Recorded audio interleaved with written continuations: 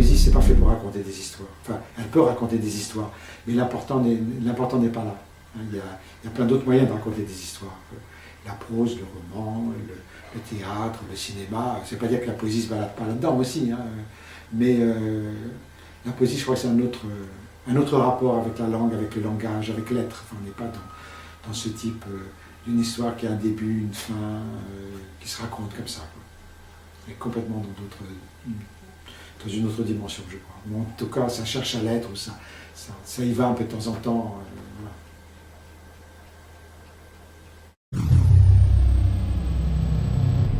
Je rêve beaucoup, et à une époque, je me couchais le soir avec un plaisir extraordinaire. J'avais l'impression d'aller au cinéma. Et j'avais pris l'habitude de bien noter, je m'en souvenais bien, et j'avais des aventures absolument formidables. Quelquefois un humour dans les rêves, ça me touche beaucoup. Puis ces choses qui vous surprennent tout d'un coup. Une nuit, vous avez une phrase qui vous vient comme ça, et le matin, vous vous en souvenez, c'est formidable. Ça peut quelquefois être un début de poème, hein. Des phrases qui arrivent comme ça, tout d'un coup, étonnantes. Ça, j'aime beaucoup ça.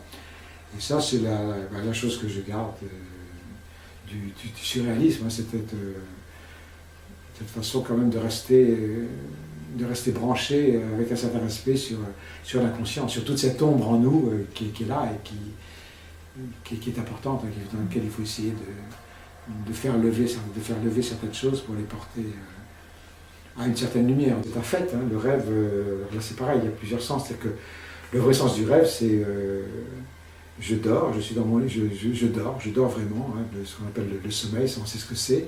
Et puis là, j'ai des rêves, donc des histoires se racontent en moi, je suis personnage d'un certain nombre d'histoires, ou d'images, ou de choses comme ça, que je ne contrôle pas, qui sont là comme si elles me traversaient haute. Et ça, je trouve ça passionnant, parce que c'est souvent surprenant, quelquefois très drôle, quelquefois très grave et très dramatique. Moi, ça m'arrive assez souvent de faire des cauchemars, mais je pense que ça nous révèle aussi des choses sur nous-mêmes. Hein, c'est une matière importante, hein, c'est une matière qui est à nous, qui est en nous et que nous ne maîtrisons pas. Alors quand on est dans l'éveil, et les gens qui racontent des histoires ou qui font des poèmes, ça c'est valable pour la narration comme en dehors de la narration, ça devient intéressant quand ça touche quelque chose qui est commun avec le rêve, enfin qui est à ces racines-là. Hein, les psychologues parlent du rêve éveillé, il y a des possibilités mentales comme ça de jouer avec ces profondeurs-là sans dormir complètement. Donc on joue à des profondeurs différentes. Et je pense que les grands poètes, les grands écrivains, les grands artistes se branchent de façon éveillée dans l'éveil sur le rêve ou dans une espèce d'état de somnolence ou de demi-sommeil, je ne sais pas quoi, mais jouent avec ça. Hein. Il y a pas ils ne sont plus dans la séparation du rêve et de l'éveil. Enfin, l'éveil, si c'est l'éveil, enfin de la veille plutôt. De la veille, parce que l'éveil, c'est le moment où on s'éveille, hein, où on se lève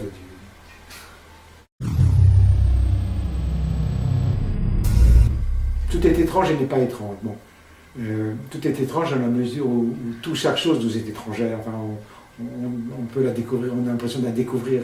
Si on est un peu en éveil, justement, on a l'impression de la découvrir à chaque instant. On regarde presque chaque instant, on peut avoir l'impression de venir au monde, hein, de s'éveiller, de s'ouvrir au monde, de voir des choses nouvelles, la lumière nouvelle, même le drap qui sèche dans ton jardin, on le voit comme une chose qui apparaît comme ça nouvelle. Donc ça, je crois que il y a une étrangeté comme ça permanente. Et d'un autre côté, ça n'est pas étrange puisque ça peut nous paraître complètement naturel, présent là, et on se trouve complètement lié à ça. Donc c'est bizarre à dire, parce que là je regarde comme ça, ce drap qui flotte un peu au vent. Oui, d'un certain point de vue, même d'un point de vue, enfin, je peux en avoir l'expérience comme d'une chose complètement étrange. Je ne sais pas ce que c'est ce truc-là bizarre. Et d'un autre côté, même sans le nommer, drap, ceci, cela, dire oui, il n'y a pas de question, c'est comme telle couleur ou telle chose. Alors je crois qu'on est là-dedans, dans cette chose double à la fois, tout le temps, quoi. Qu'as-tu donc fait de ta part d'ombre? Tu oublies ta part d'ombre ou tu la caches, tu crois que tu peux faire comme si elle n'était pas là.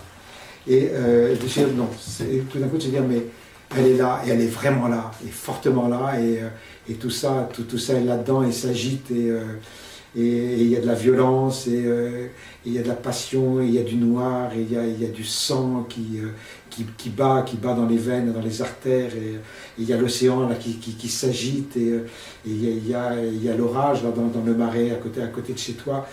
Donc on ne peut pas faire l'économie de ça, comme ça, de se dire ma petite sagesse, ma petite poésie. Je crois qu'il faut que c'est se mentir que d'effacer ou d'éluder cette part d'ombre. La quatrième dimension, c'est difficile à définir comme ça, hein. Je ne vais pas en faire une théorie, il y a des gens qui ont fait des théories de la quatrième dimension.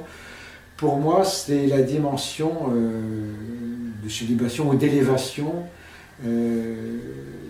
par rapport ou à partir du monde qu'on dit réel, hein, du monde des trois dimensions.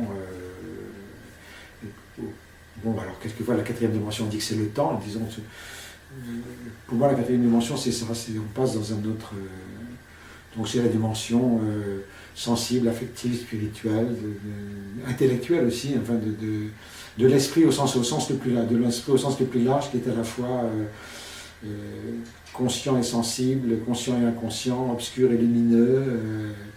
Voilà, où on passe à une autre dimension que celle qui est balisée par toutes les conventions sociales, culturelles, pratiques, techniques, mécaniques. Voilà, c'est ça. C'est à la fois une dimension du sensible. Il faudrait que ce soit à la fois une fusion du sensible et de l'intellectuel qui s'étant réunis, donne quelque chose qu'on appelle peut-être le spirituel.